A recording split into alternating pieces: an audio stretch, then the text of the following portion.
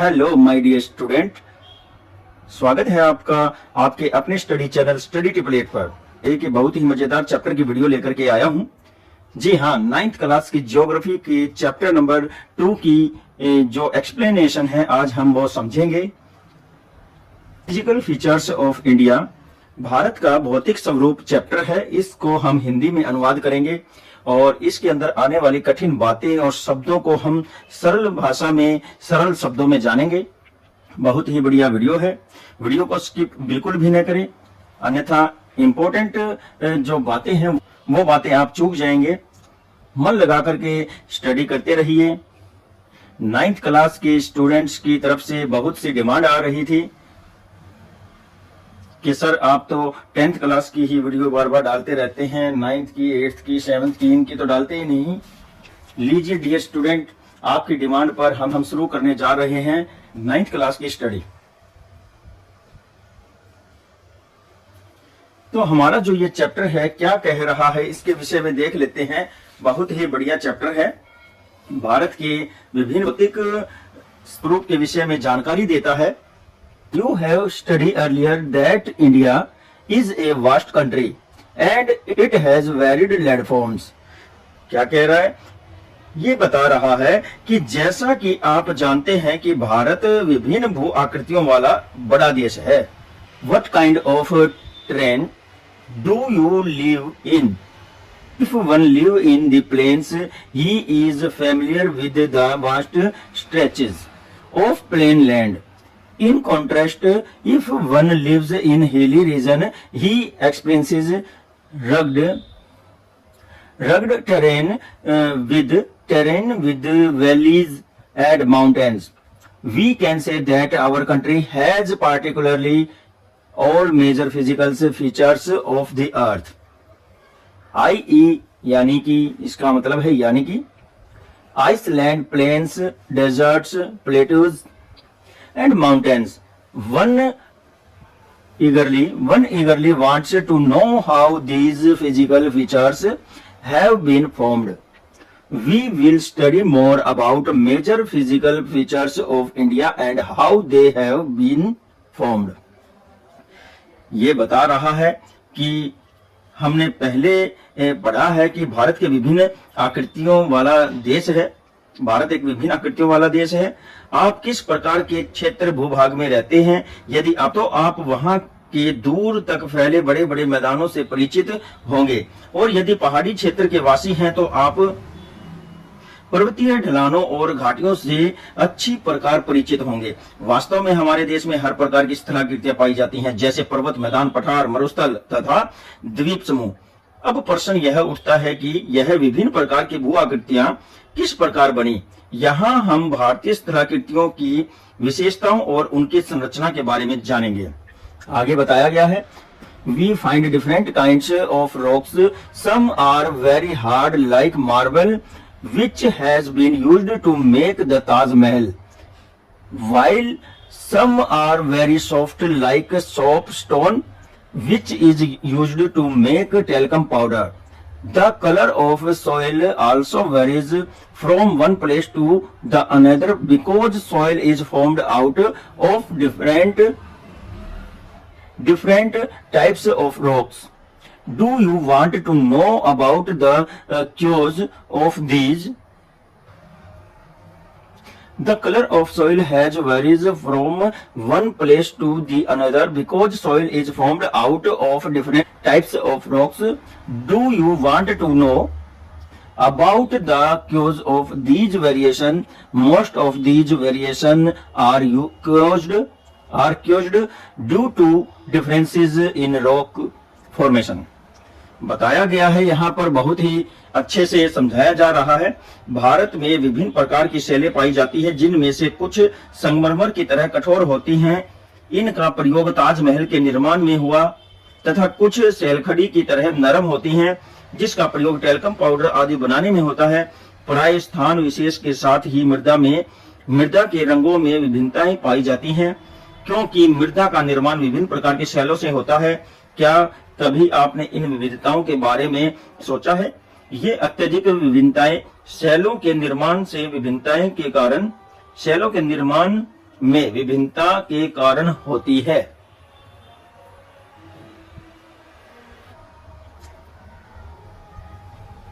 India's large landmass has formed during different geological periods, which has influenced her relief. Apart from the geological formation, a number of processes such as weathering, deposition, and erosion also have created and modified the relief to its present form। क्या बता रहा है? इसमें कहा गया है भारत एक बड़ा भूभाग है, इसका निर्माण विभिन्न भूगर्भीय कालों के दौरान हुआ है, जिसने इसके भू आकृतिक लक्षणों ऊंचावचों को प्रभावित किया है। भूगर्भीय निर्माणों के अलावा कई अन्य प्रक्रियाओं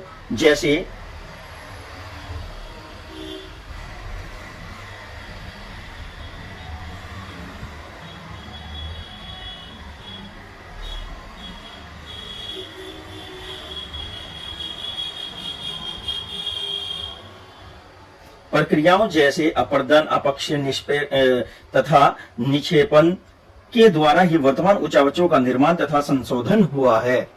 आगे बताया गया है geologist have attempted to explain the formation of physical features with the help of some theories which are based on certain evidences. One such popular theory is the theory of plate tectonics. According to this theory, the crust upper part of the earth has been formed out of seven major and some minor plates. कुछ साक्ष्यों प्रमाणों पर आधारित सिद्धांतों की मदद से भूगर्भ शास्त्रियों ने इन भू आकृतियों के निर्माण की व्याख्या करने की कोशिश की है। इसी तरह का एक सिद्धांत है प्लेट विवर्तनिक का सिद्धांत। इसके अनुसार पृथ्वी की ऊपरी परत 7 बड़ी बड़ी और कुछ अन्य छोटी प्लेटों से मिलकर बनी है। डियर स्टूडेंट्स, अगर आपको समझ में आ रहा है, वीडियो अच्छी लग रही है, तो आप जल्द से जल्द वीडियो को लाइक, कमेंट, शेयर जरूर करें। और जितने भी स्टूडेंट इस वीडियो को पहली बार देख रहे हैं, जिन्होंने अभी तक इस चैनल को सब्सक्राइब नहीं किया है, तो वो भी जल्दी से जल्दी इस चैनल को सब्सक्राइब करें तथा बेल आइकन को दबाएं, ताकि जब भी इस वीडियो पर आप लोगों की स्टडी से संबंधित वीडियो डाली जाती है तो उसका नोटिफिकेशन आपको मिल सके। आगे देख लेते हैं। The movement of the plates leads to building up of stresses within the plates and above the continental rocks, leading to folding and volcanic activity. We can broadly classify plate movement into the 3 type. यहाँ एक चित्र में दिखाया जाएगा आपको किस तरह की ये 3 पावर होती हैं जो प्लेटों को मूवमेंट करवाती हैं। While few plates come towards each other and form convergent boundary, few plates move away from each other and form divergent boundary. When 2 plates come together, they may either collide and crumble, or one may slide under the other.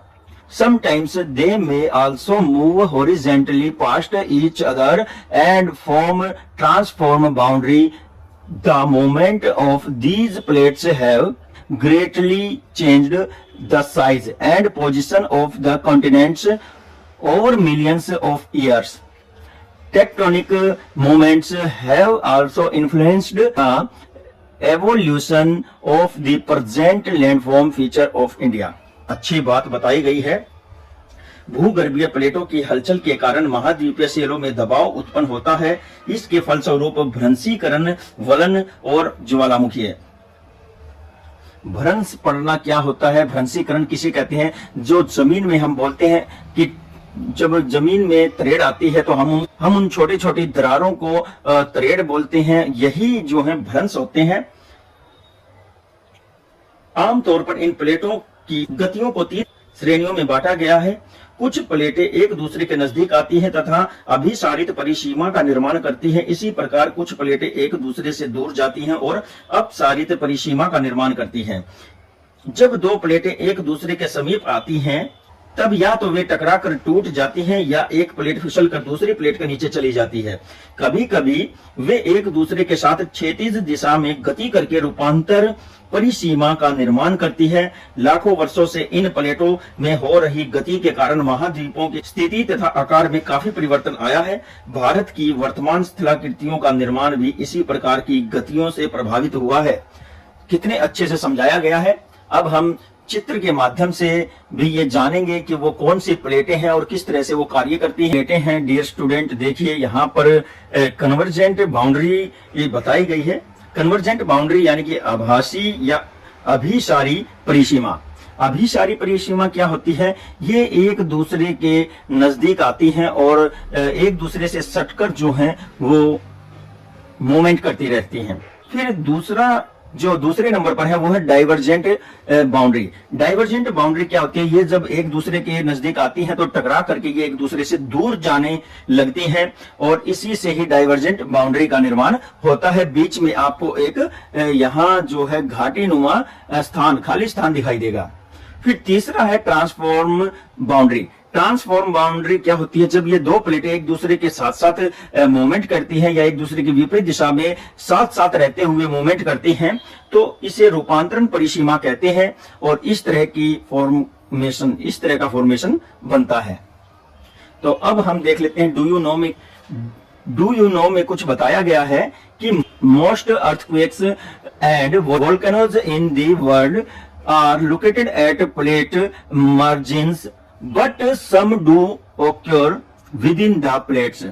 तो देखिए क्या बताया गया है यहाँ पर कि विश्व के अधिकतर जो ज्वालामुखी एवं भूकंप संभावित क्षेत्र हैं प्लेटों के किनारों पर स्थित हैं, लेकिन कुछ प्लेटों के अंदर भी पाए जाते हैं।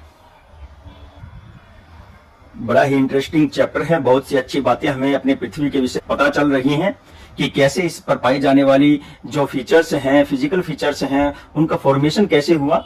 तो देखिए आगे क्या बताया गया है। द ओल्डेस्ट लैंडमास और the Indian peninsula was a part of the Gondwana land. The Gondwana land included Australian, India, South America and South Africa as one single land mass. The conventional split the crust into a number of pieces that led to the drifting of the Indo-Australian plate after being separated from the Gondwana land towards north. The northward drift led the collision of the plate with much larger Eurasian plate. Due to this collision, the sedimentary rocks that were accumulated in the geocycline termed as the Tethys were folded to form the mountain system of Western Himalaya and Asia। बताया गया है आरंभ में प्रायद्वीपीय जो भाग है वह गोंडवाना भूमि का एक हिस्सा था। गोंडवाना के विशाल क्षेत्र में ऑस्ट्रेलिया, दक्षिण अफ्रीका, भारत तथा दक्षिण अमेरिका के भूभाग शामिल थे। बाद में संवहनीय धाराओं ने के कई टुकड़ों में विभाजित कर दिया और भारत ऑस्ट्रेलिया की प्लेट गोंडवाना भूमि से अलग होकर उत्तर की ओर प्रवाहित होने लगी।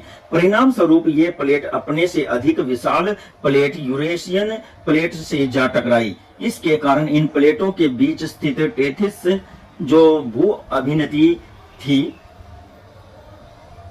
उसकी अवसादी चट्टानों में वर्ण पड़कर ये हिमालय तथा पश्चिम एशिया के पर्वतीय श्रृंखला के रूप में विकसित हो गए। तो कितनी अच्छी बात हमें यहाँ पता चली है। आगे देखते हैं।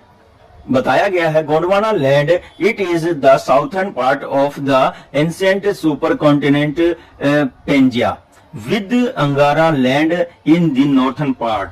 तो यहाँ क्या बताया गया है कि गोंडवाना भूमि के विषय में बताया गया है। यह प्राचीन विशाल महाद्वीपीय पेंजिया का दक्षिणी भाग है जिसके उत्तर में अंगारा भूमि स्थित है।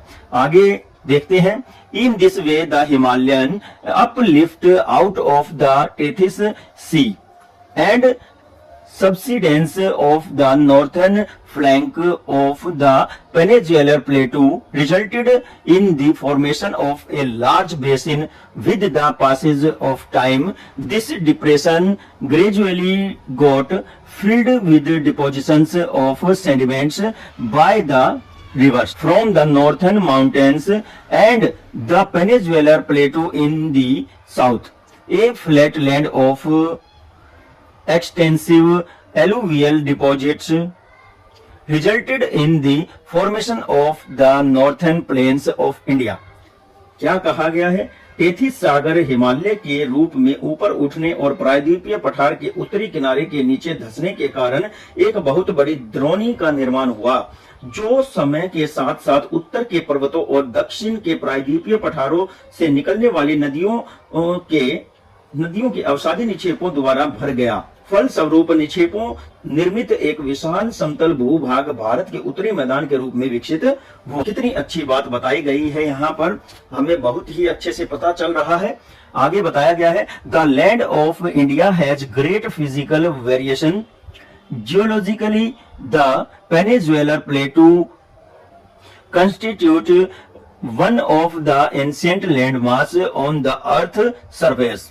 तो क्या कह रहा है? भारत की भूमि अत्यधिक भौतिक विभिन्नताओं को दर्शाती है। प्रायद्वीपीय पठार पृथ्वी की सतह का प्राचीनतम भूभाग है। इसे एक बहुत ही स्थिर भाग माना जाता है।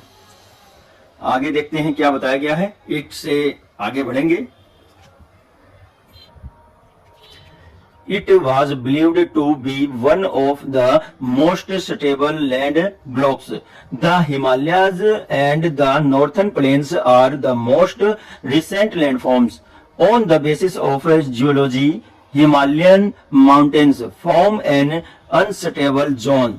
The whole mountain system of Himalaya represents a very youthful topography with high peaks, deep valleys and fast flowing rivers.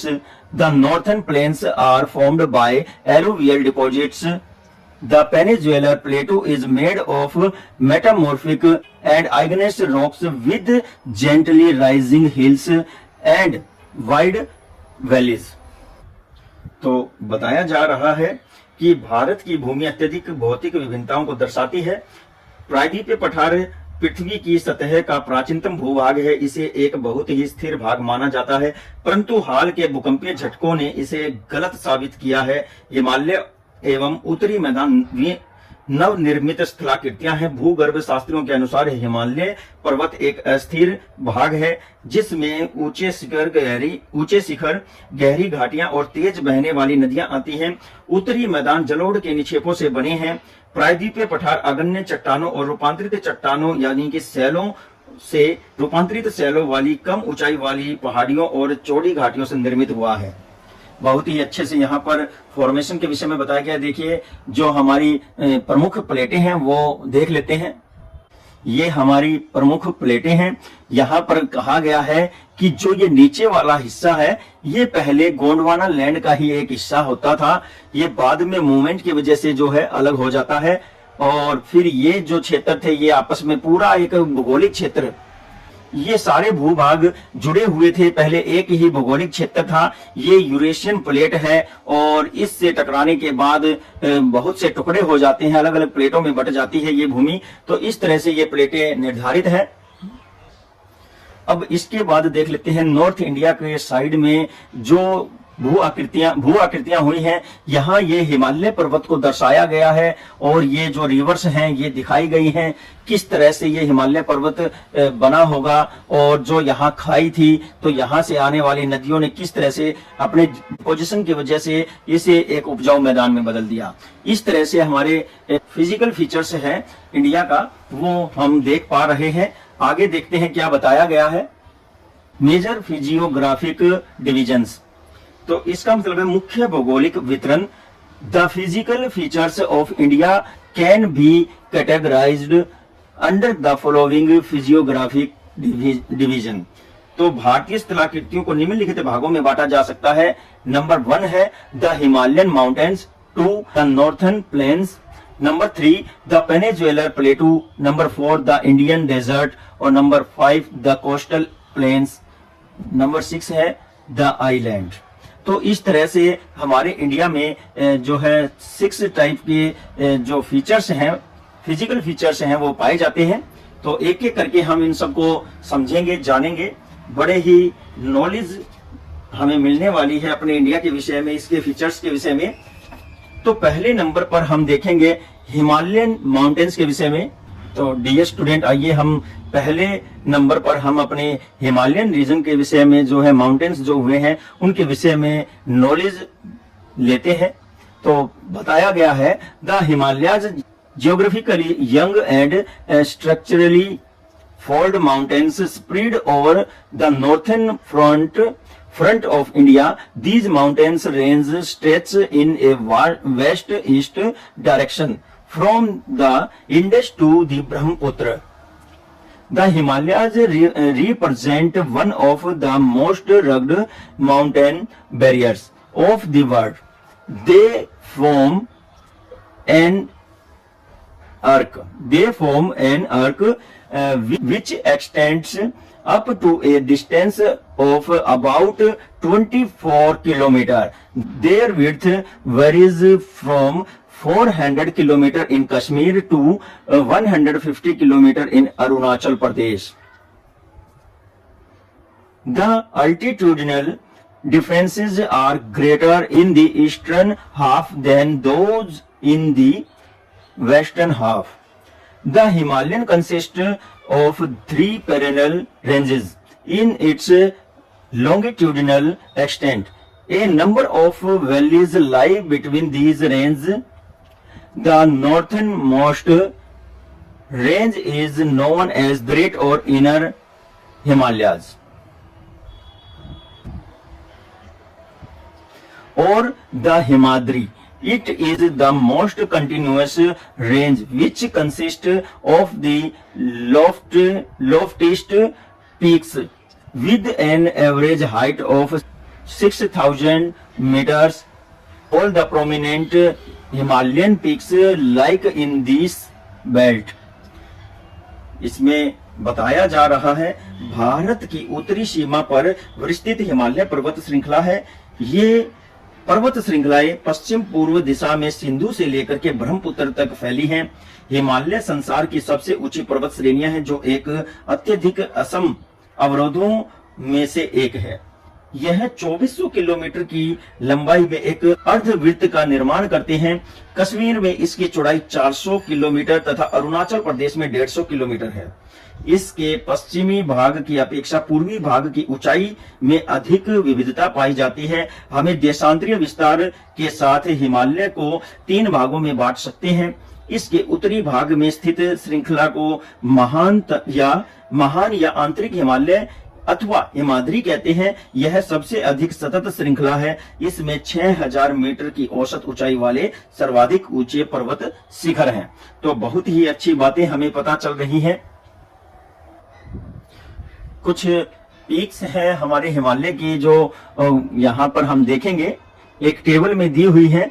देखिए यहाँ क्या दिया हुआ है। गुरला मंधरा ये नेपाल में है। 7,728 मीटर इसकी ऊंचाई है।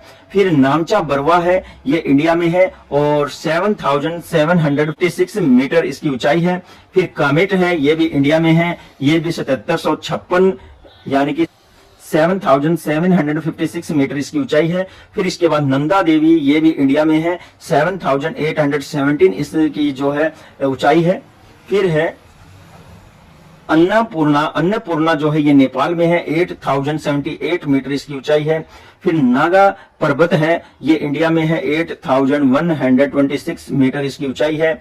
और धौलागिरी ये नेपाल में है, 8,172 मीटर इसकी ऊंचाई है। मकालू है, ये नेपाल में है, 8,481 मीटर इसकी ऊंचाई है।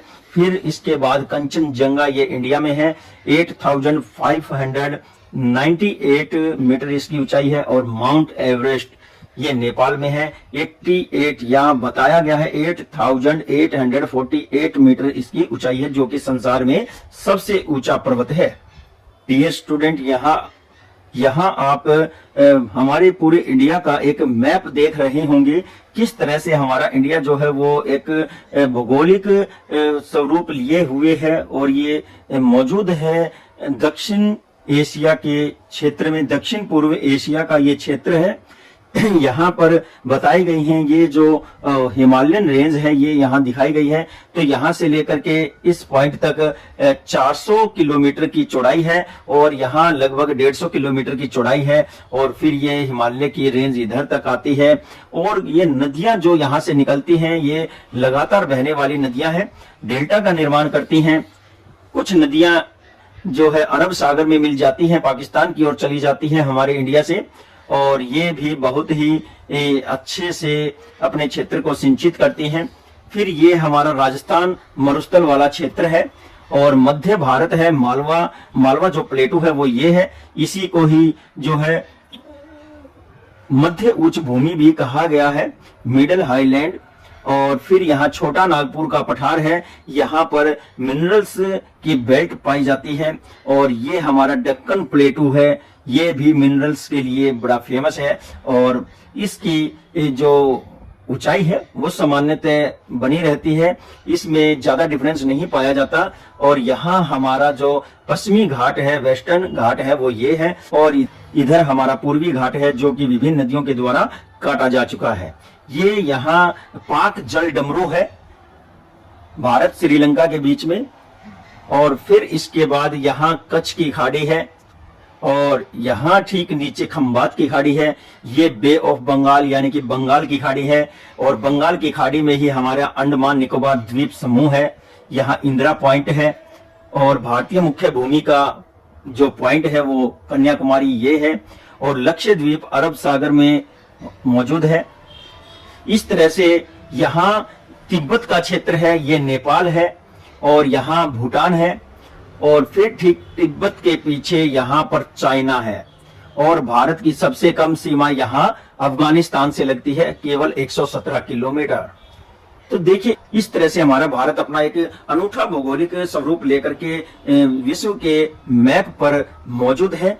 चलिए चैप्टर को आगे बढ़ाते हैं, आगे देख लेते हैं हमारे चैप्टर में क्या कुछ बताया गया है। The folds of Great Himalayas are not symmetrical in nature.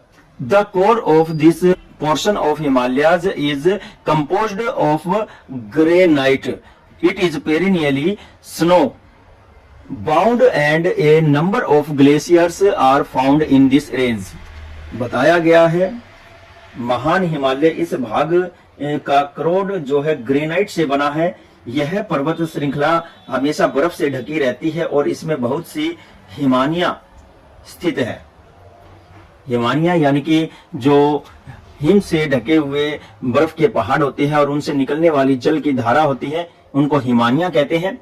आगे बताया गया है the southern range of the Himadri forms the most rugged mountain system and is known as Lesser Himalaya or Himachal. These ranges mainly consist of highly compressed and altered rocks. The highest varies kilometer. The Pir Panjal range forms the longest and the most important range. The Dhauladhar and the Mahabharat range are also prominent ones. The famous valley of Kashmir, the Kangra and Kullu Valley in Himachal Pradesh lie region. This region is well known for its hill stations. तो बताया गया है हिमाद्री के दक्षिण भाग में स्थित श्रृंखला सबसे अधिक विषम है, जो हिमाचल या निम्न हिमालय के नाम से जानी जाती है। इनका निर्माण मुख्यतः अत्यधिक संपीड़ित तथा परिवर्तित शैलों से हुआ है। ये 3700 मीटर से 4500 मीटर के बीच ऊंचाई लिए हुए हैं। इनकी औसत ऊंचाई 50 किलोमीटर है। पीर पंजाल श्रृंखला सबसे लंबी और महत्वपूर्ण श्रृंखला है। महाभारत एवं धौलाधार श्रृंखलाएं भी महत्वपूर्ण है। इसी श्रृंखला में कश्मीर घाटी और हिमाचल की कांगड़ा एवं कुल्लू घाटियां स्थित हैं। इस क्षेत्र को अनेक पहाड़ी नगरों के लिए जाना जाता है। तो कितने अच्छे से हमें अपने देश के भौगोलिक स्वरूप का पता चल रहा है। अगर अभी तक किसी स्टूडेंट ने वीडियो पर लाइक कमेंट शेयर नहीं किया है तो आप लोगों से मैं निवेदन करता हूं कि जल्द से जल्द वीडियो को लाइक करें, कमेंट करें और आपके नोवन में जितने भी आपके फ्रेंड रिलेटिव्स हैं, जितने भी पढ़ने वाले बच्चे हैं, स्टूडेंट्स हैं, उनको इस वीडियो का लिंक शेयर जरूर करें। चलिए आगे देखते हैं। The outermost range of the Himalayas is known as the Shivaliks. They extend over a width of 10 to 50 km. Their altitude varies from 900 to 1100 meters. These ranges are composed of unconsolidated sediments deposited by rivers from the main Himalayan range located further north. These valleys are covered with thick gravel and alluvium. The longitudinal valley lying between the Shivaliks and lesser Himalayas are called dunes. Dehradun, Kotli Dun and Patli Dun. Patli Dun are some of the famous Dun. तो हिमालय की सबसे गहरी श्रृंखला को शिवालिक के नाम से जाना जाता है और जिसकी चौड़ाई 10 से 50 किलोमीटर है, ऊंचाई 900 से 1100 मीटर के बीच है और ये उत्तर में स्थित मुख्य हिमालय की श्रृंखलाओं की नदियों द्वारा लाई गई असंपीड़ित अवसादों से बनी है। यह श्रृंखला बजरी और जलोढ़ की मोटी परत से ढकी हुई है और निम्न हिमाचल तथा शिवालिक के बीच में स्थित लंबवत घाटी को दून घाटी के नाम से जाना जाता है, जिसमें देहरादून, कोटली दून और पटली दून प्रमुख हैं। आगे बताया गया है, apart from the longitudinal division the Himalayas have been divided on the basis of region from west to east. These divisions have been bifurcated by a river valleys. For example, the part of Himalayas lying between Indus and Satluj has also been traditionally known as Punjab Himalaya, but it is also called regionally as Kashmir and Himachal Himalaya.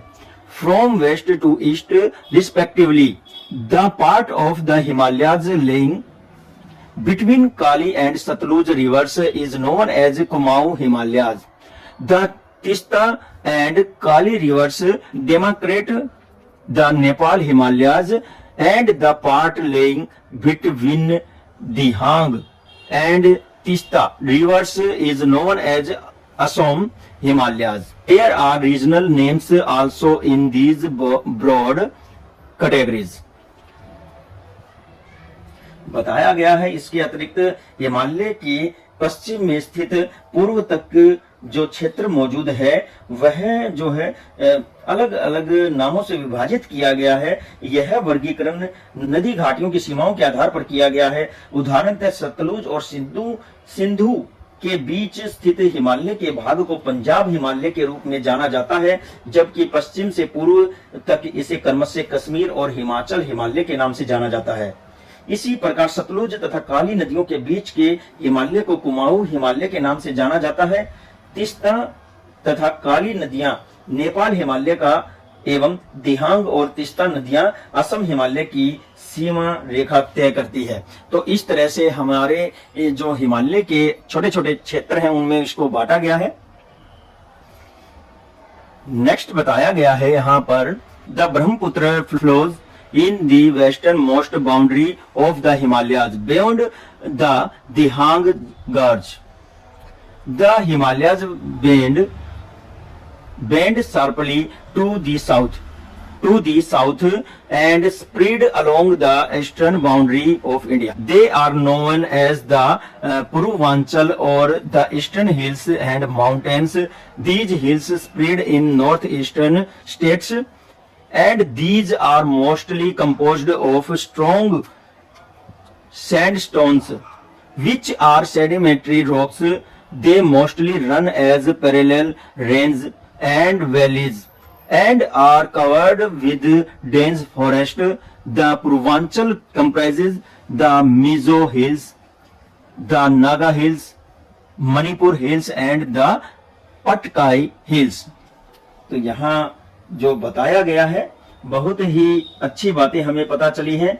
यहाँ क्या कहा गया है कि ब्रह्मपुत्र नदी हिमालय की पूर्वी सीमा बनाती है। दिहांग महाखंड के बाद हिमालय दक्षिण दिशा की तरफ एक तीखा मोड़ बनाते हुए भारत की पूर्वी सीमा के साथ फैल जाता है और इसे पूर्वांचल या पूर्वी पहाड़ियों तथा पर्वत श्रृंखलाओं के नाम से जाना जाता है। ये पहाड़ियां उत्तर पूर्वी राज्यों में से गुजरती है तथा मजबूत बलुआ पत्थरों से बनी है और ये घने जंगलों से ढकी हैं तथा अधिकतर समानांतर श्रृंखलाओं एवं नदी घाटियों के रूप में फैली है।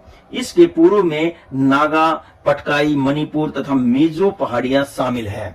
तो बहुत ही अच्छी बातें यहाँ बताई गई है।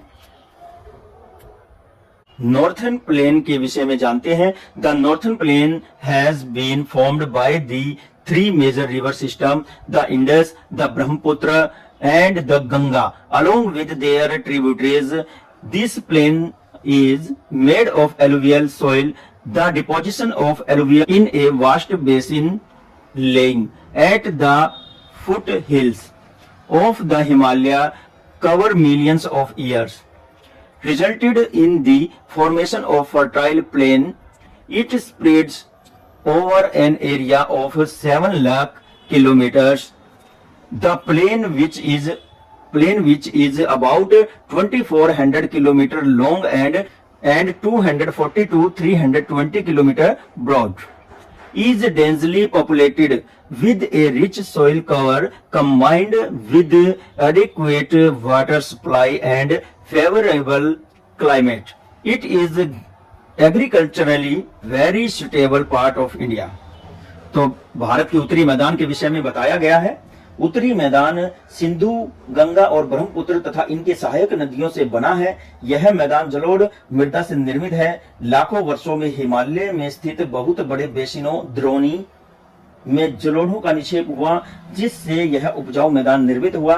यह 7 लाख वर्ग किलोमीटर के क्षेत्र में फैला हुआ है, जो लगभग 2400 किलोमीटर लंबा तथा 240 से 320 किलोमीटर चौड़ा है। यह घनी आबादी वाला क्षेत्र है और समृद्ध मृदा, पर्याप्त पानी की उपलब्धता एवं अनुकूल जलवायु के कारण कृषि के लिहाज से यह भारत का सर्वाधिक उपजाऊ क्षेत्र है।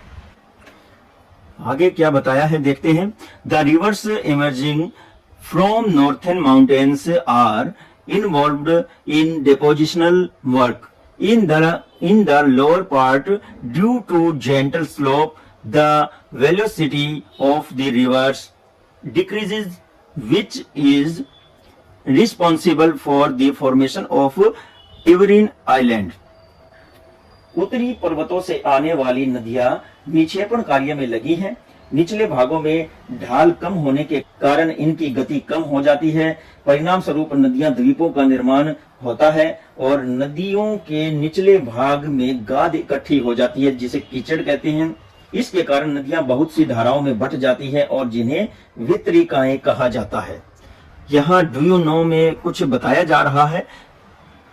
Majuli in the Brahmaputra river is the largest inhabited riverine island in the world. क्या कह रहा है कि Majuli in the Brahmaputra river is the largest inhabited riverine island in the world. संसार में सबसे बड़ा जो नदी द्वीप है, जो नदी में एक द्वीप पाया जाता है, वो सबसे बड़ा हमारे ब्रह्मपुत्र नदी में पाया जाता है और नाम है उसका माजुली। आगे है दोआब का जिक्र आया है। यहाँ पर Doab is made up of 2 words. ये 2 शब्दों से बना है। डू मीनिंग, यानी कि ये जो डू है इसका पहले 2 अक्षर हैं डू, इसका मीनिंग है टू, 2। एंड अब का मीनिंग वाटर है। Similarly Punjab is also made up of 2 पन यानी कि 5 और अब यानी कि वाटर। 5 नदियां जो बहती है पंजाब से, इसलिए यहाँ का नाम पंजाब पड़ा है। आगे देखते हैं। The rivers in their lower parts split up into numerous channels due to the deposition of silt. These channels are called distributaries.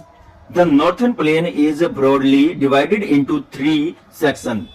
The western part of the northern plain is known as the Punjab plain. The larger part of this plain lies in Pakistan. It is formed by the Indus and its tributaries. The Ravi, the Vyas, the Jhelum, the Chenab, the Satluj, they originate in Himalaya. This part of the plain is covered by various doabs. The Ganga plain lies between Ghaggar and Tista.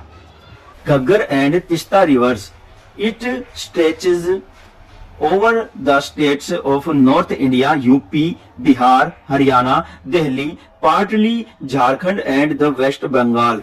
To its east, particularly in Assam, lies the Brahmaputra plains.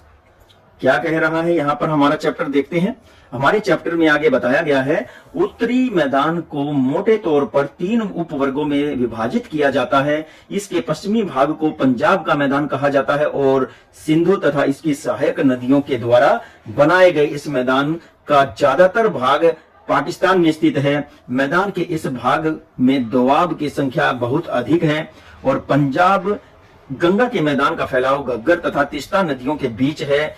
यह उत्तरी राज्य हरियाणा, दिल्ली, उत्तर प्रदेश, बिहार, झारखंड के कुछ भाग तथा पश्चिमी बंगाल में फैला हुआ है। इसके पश्चिम में ब्रह्मपुत्र का मैदान है जो विशेषकर असम में स्थित है।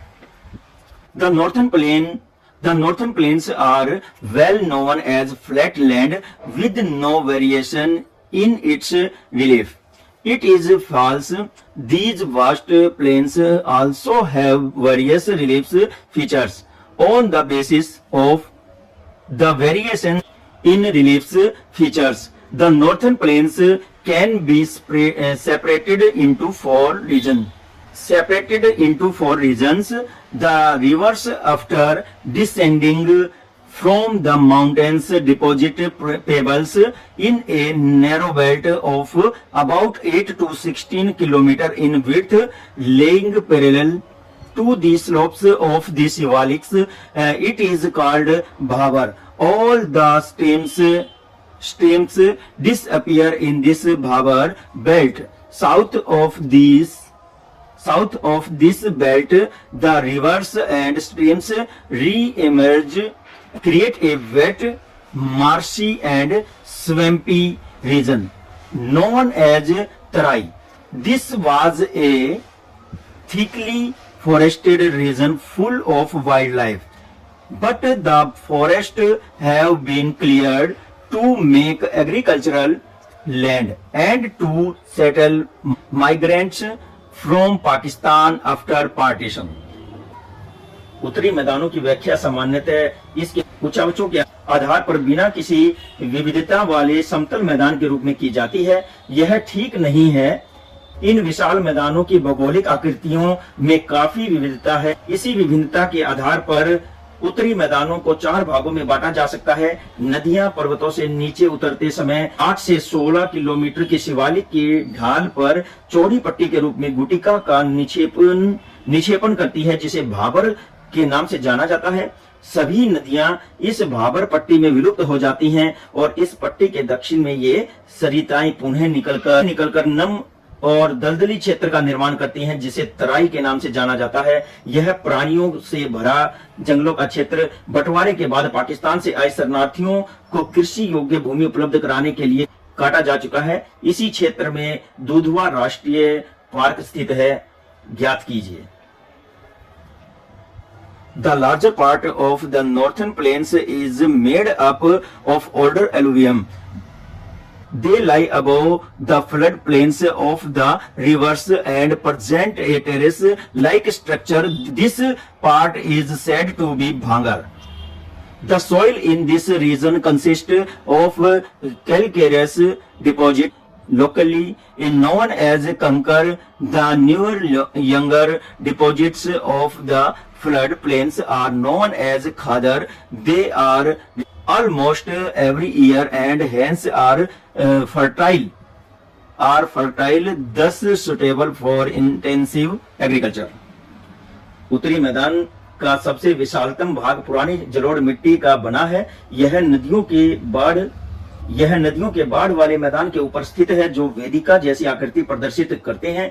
इस भाग को भांगर कहा जाता है। इस क्षेत्र में मृदा में चूने के नीचे पाए जाते हैं जिसे स्थानीय लोगों द्वारा कंकर कहा जाता है। बाढ़ वाले मैदानों के नए निक्षेपों को खादर कहा जाता है। लगभग प्रतिवर्ष इनका पुनर्निर्माण होता है, इसलिए ये अत्यंत उपजाऊ और गहन खेती के लिए आदर्श स्थल हैं।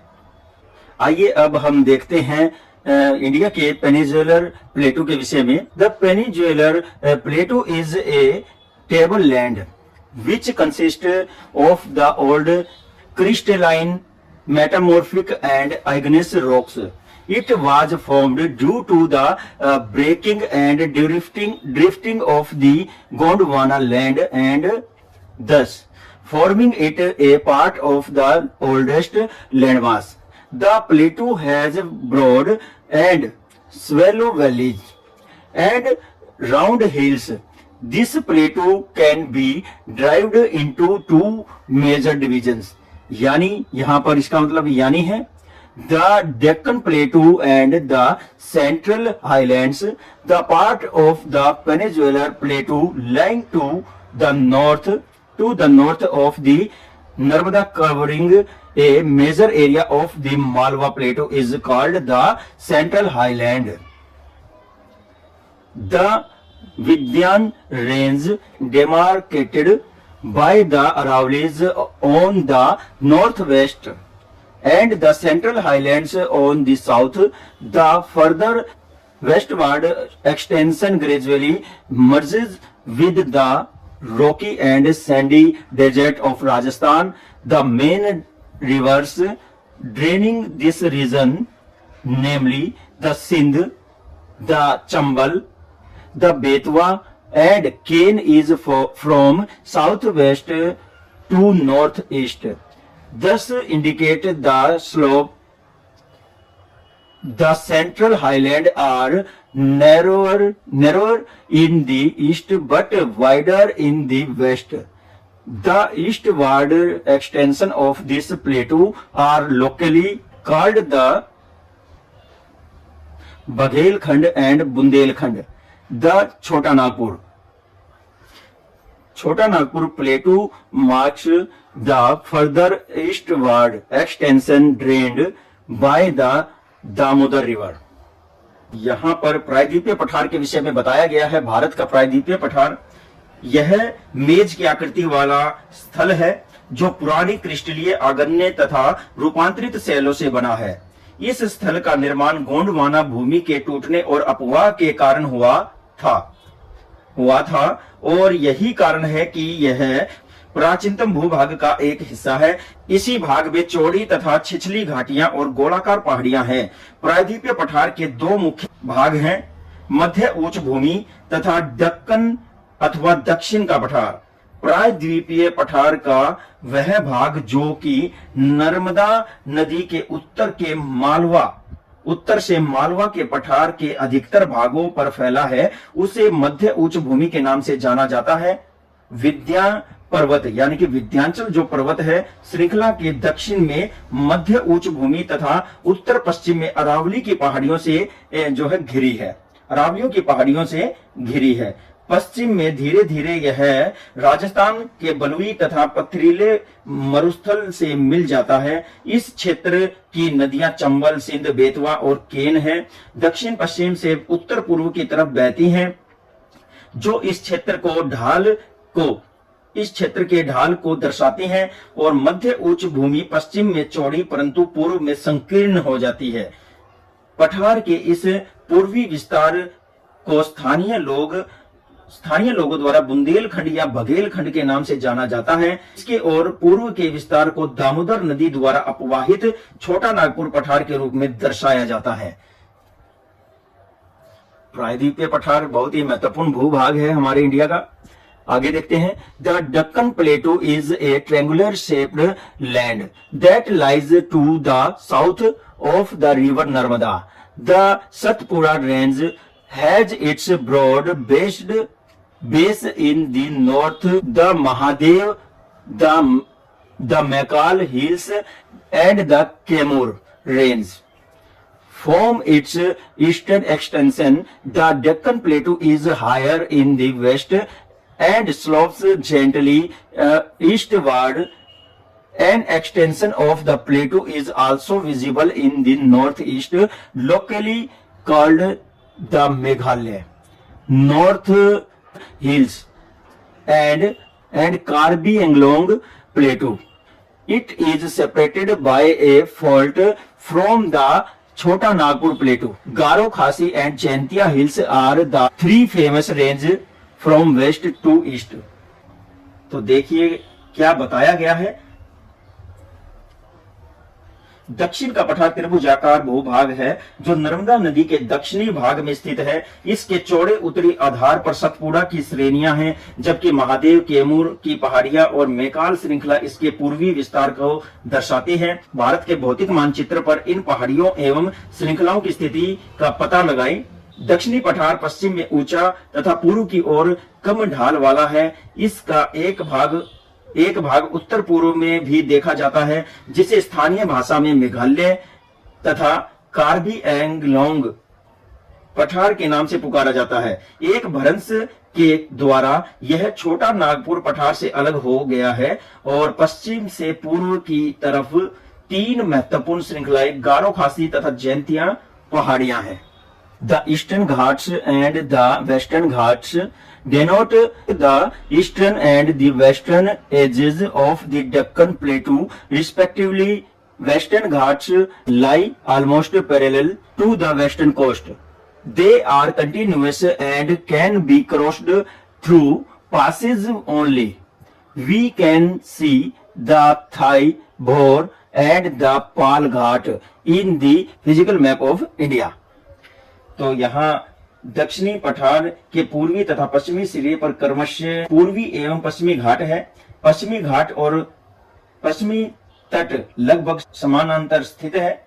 इन तट स्थानों को केवल दर्रों के द्वारा ही पार किया जा सकता है। भारत के मानचित्र में थाल घाट, भौर घाट और पाल घाट की स्थिति का पता लगाएं। The Western Ghats are higher than the Eastern Ghats. Their average height is 900 to 1600 meters, unlike 6 meters of the Eastern Ghats. The Eastern Ghats stretch from the Mahanadi Valley to the Nilgiri in the south. The Eastern Ghats are not regular and continuous and dissected by rivers draining into the Bay of Bengal. The Western Ghats cause orographic rain by facing the rain-bearing moist winds to rise along the western slopes of the Ghats. The height of the Western Ghats continuously increases from north to south. The highest peak include the Anai Mudi 2695 meters and the Doda Beta 2636 meters. Chevrolet Hills and the Javadi Hills lie the southeast of the Eastern Ghats. You can see famous hills station of Udag Mandalam, popularly called Uti, and the Kodaikanal. तो बहुत ही बढ़िया बात यहाँ बताई जा रही है। देखते हैं। पूर्वी घाट की अपेक्षा पश्चिमी घाट ऊंचे हैं। पूर्वी घाट की ऊंचाई जहां 600 मीटर है, वहीं पश्चिमी घाट की ऊंचाई 900 से 1600 मीटर है। पूर्वी घाट का विस्तार महानदी घाटी के दक्षिण से नीलगिरी पर्वत तक है। पूर्वी घाट का विस्तार सतत न होकर के अनियमित है तथा बंगाल में पर्वतीय वर्षा होती है, जो घाट के पश्चिमी ढाल पर आर्द्र हवा के टकराने तथा इसके ऊपर उठने के कारण होती है। उत्तर से दक्षिण की ओर पश्चिमी घाट की ऊंचाई बढ़ती चली जाती है। इस भाग में अनेक ऊंचे शिखर हैं, जैसे कि अनाई मूडी 2695 मीटर और दोदा बेटा 2633 मीटर, महेंद्रगिरी 1500 मीटर पूर्वी घाट का सबसे ऊंचा शिखर है।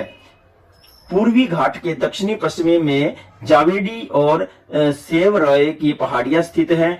उद्गम मंडलम, जिसे ऊटी के नाम से जाना जाता है, तथा कोडाई कनाल जैसे प्रसिद्ध पहाड़ी नगरों की स्थिति को भारत के भौतिक मानचित्र में ज्ञात कीजिए। आगे बताया गया है, one of the important features of the peninsular प्लेटू is that it has black soil area said to be Deccan Trap. This is of volcanic origin, so the rocks are igneous. Actually, these rocks have denuded over time and resulted in the formation of black soil.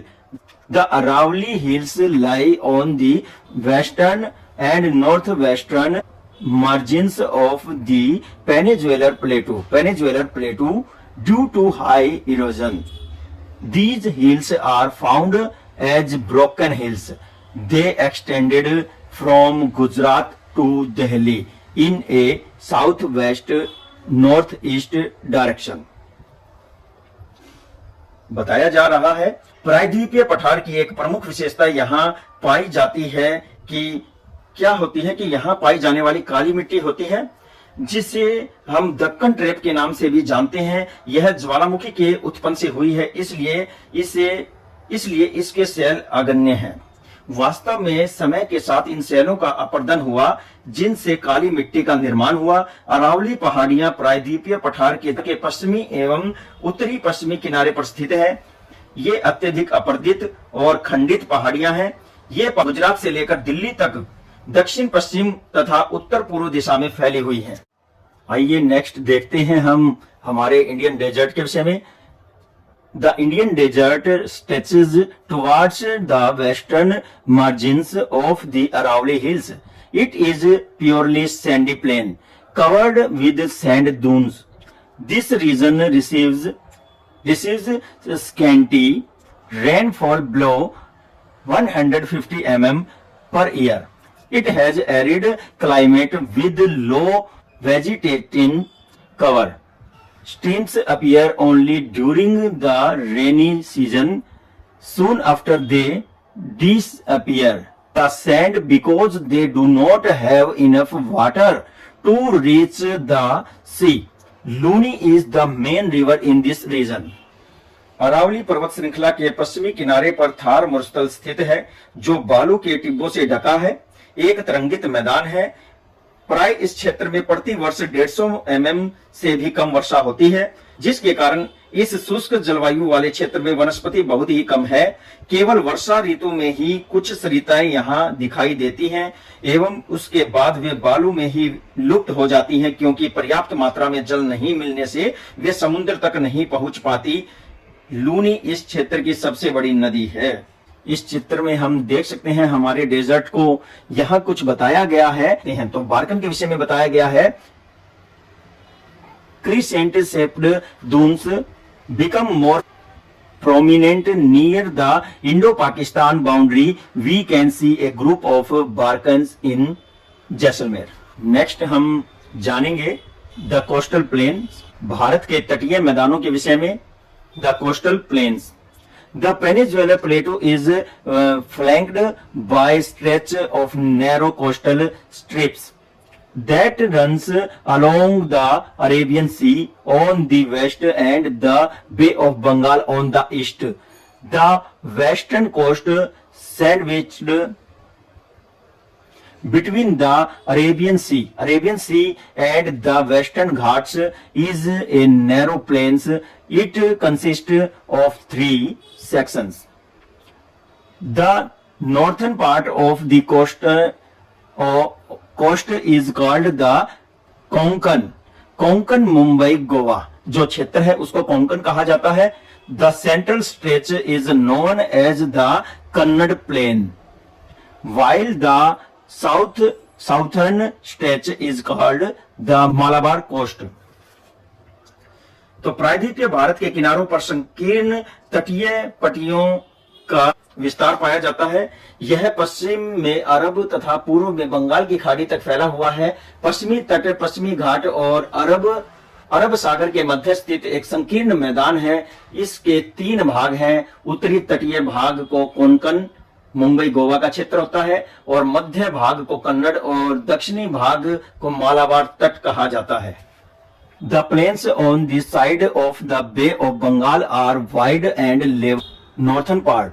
It is known as the Coromandel Coast. Many big rivers like the Godavari, the Mahanadi, the Kaveri and the Krishna have made extensive delta. On this coast, Lake Chilka is an important lake situated along the eastern coast. Bengal की खाड़ी के साथ चौड़ा और समतल विस्तृत मैदान है। इसे उत्तरी भाग में उत्तरी सरकार कहा जाता है। दक्षिणी भाग में यह भाग कोरोमंडल तट के नाम से जाना जाता है। महानदी, गोदावरी, कृष्णा और कावेरी आदि बड़ी नदियां इस तट पर विशाल डेल्टा का निर्माण करती है और पूर्वी तट पर स्थित चिल्का झील एक महत्वपूर्ण भू लक्षण है। डू यू नो में बताया गया है, the Chilka lake is the largest salt water lake in India.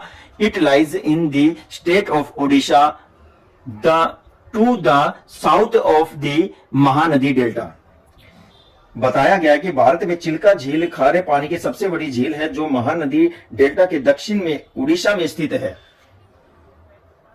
आइए अब हम अपने चैप्टर के लास्ट पोर्शन में आ गए हैं, जल्द ही इसको एंड करने जा रहे हैं। द आइलैंड के विषय में जानेंगे। आइलैंड्स जो वे हैं, we have already seen that India has a vast mainland and the country has also 2 group islands.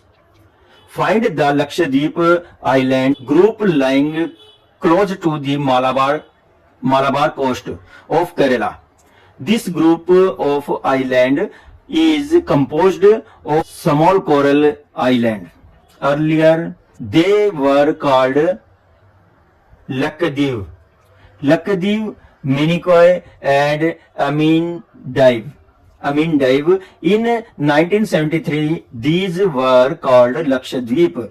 It is spread in small area of 32 square kilometer. Kavaratti Island is the administrative headquarters of Lakshadweep. This island group has great diversity of fauna and flora. The Piti Island has a bird sanctuary and the uninhabited island. तो यहाँ बताया गया है, जैसा कि हम देख चुके हैं कि भारत के मुख्य स्थलीय भाग अत्यधिक विशाल हैं। इसके अलावा भारत में 2 द्वीप समूह भी स्थित हैं। क्या आप इन द्वीप समूहों की पहचान कर सकते हैं? केरल के मालाबार तट के पास स्थित लक्षद्वीप की स्थिति का पता लगाइए और यह द्वीप समूह छोटे प्रवाल समूह से बना है। पहले इनको लक्षद्वीप, मिनिकॉय और अमीनदीव के नाम से जाना जाता था। 1973 में इनका नाम लक्षद्वीप रखा गया, जो 32 वर्ग किलोमीटर के छोटे से क्षेत्र में फैला है। लक्षद्वीप का प्रशासनिक मुख्यालय कावारती है। यहाँ पर पादप और जंतु के बहुत से प्रकार पाए जाते हैं। पिटली द्वीप, यहाँ मनुष्य का निवास नहीं है, एक प्रसिद्ध पक्षी अभयारण्य है। See the elongated chain of island situated in the Bay of Bengal that extends from north to south. These are Andaman and Nicobar Islands. They are bigger in size and are scattered and more numerous. The entire group of island is divided into 2 broad categories, the Andaman in the north and the Nicobar in the south. Some geographic scholars say that these islands are an elevated portion of submarine mountains. These island groups are of great strategic importance for the country. It has also a great diversity of flora and fauna. These islands lie close to equator and hence have equatorial climate and thick forest cover. बताया गया है यहाँ पर बंगाल की खाड़ी में उत्तर से दक्षिण की तरफ फैले द्वीपों की श्रृंखला में अंडमान एवं निकोबार द्वीप हैं। यह द्वीप समूह आकार में काफी बड़े हैं और संख्या भी इनकी अधिक है और ये बिखरे हुए हैं।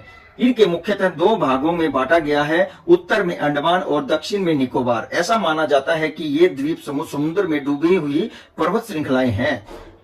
देश की सुरक्षा की दृष्टि से ये द्वीप समूह बहुत महत्वपूर्ण है। इन द्वीप समूहों पर पाए जाने वाले पादप और जंतुओं में अत्यधिक विविधता देखने को मिलती है। विषुवत वृत्त के समीप स्थित होने के कारण यहाँ की जलवायु विषुवतीय है तथा यह स्थान घने जंगलों से आच्छादित है।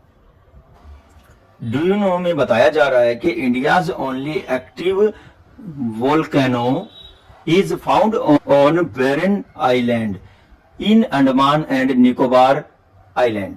तो यहाँ बताया गया कि भारत का एकमात्र जो सक्रिय ज्वालामुखी है वो अंडमान निकोबार के बैरन नामक द्वीप पर पाया जाता है। इसके बाद देखते हैं ए detailed account of the various physiographic unit produces the unique qualities of each region. It would, however, be clear that each region complements the other and makes the country richer in its natural resources.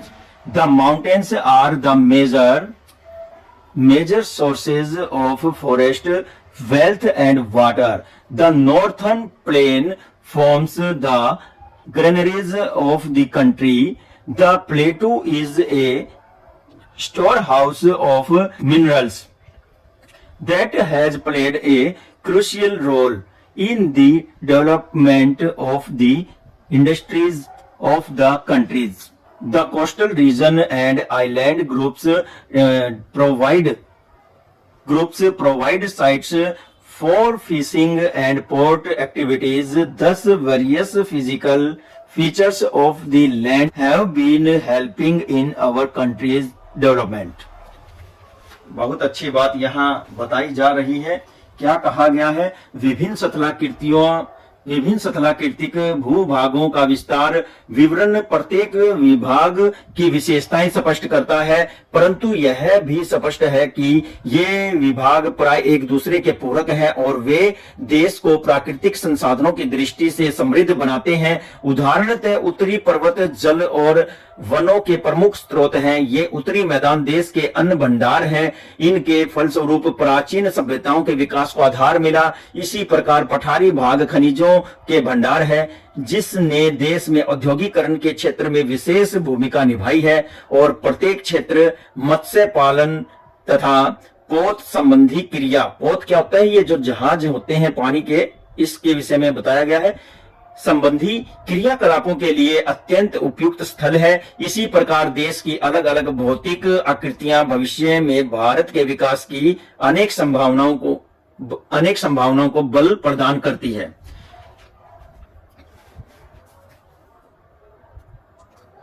तो dear student, ये था हमारा 9th class की geography का chapter number 2। बहुत ही बढ़िया chapter रहा। हमें अपने देश की विभिन्न स्थलाकृतियों के विषय में पता चला। इसकी जो फिजिकल फीचर्स हैं वो क्या क्या है, कितना उनका महत्व है, सब कुछ हमने जाना है। और इस तरह से हमारे देश का एक फॉर्मेशन तैयार हुआ है, एक आकृति बनी है और बहुत ही अपने आप में उत्कृष्ट आकृति है। हमारे देश में सभी तरह की ऋतुएं आती हैं, सभी तरह की फसलें होती हैं। एक बहुत ही आदर्श स्थान है हमारा देश। तो इसको इंटरेस्ट लेते हुए इस चैप्टर को समझे, पढ़े। वीडियो को 2 से 3 बार जरूर से जरूर देखना, ताकि आपको ये वीडियो अच्छे से समझ में आ सके, इस चैप्टर में आप पूर्णतः पारंगत हो सके। तो इस तरह की वीडियो मैं लाता रहूंगा। अगर ये वीडियो आपको अच्छी लगी है तो इसको लाइक, कमेंट, शेयर जरूर करें। और इस तरह की और भी ढेर सारी वीडियो प्राप्त करने के लिए, नोटिफिकेशन प्राप्त करने के लिए, जितने भी न्यू स्टूडेंट इस वीडियो को देख रहे हैं वो इस चैनल को सब्सक्राइब जरूर करें। इसी के साथ ही मुझे दीजिए इजाजत। मैं संजय कुमार एक और यूजफुल वीडियो लेकर के आपके सामने जल्द से जल्द हाजिर हो जाऊंगा। नमस्कार, जय हिंद।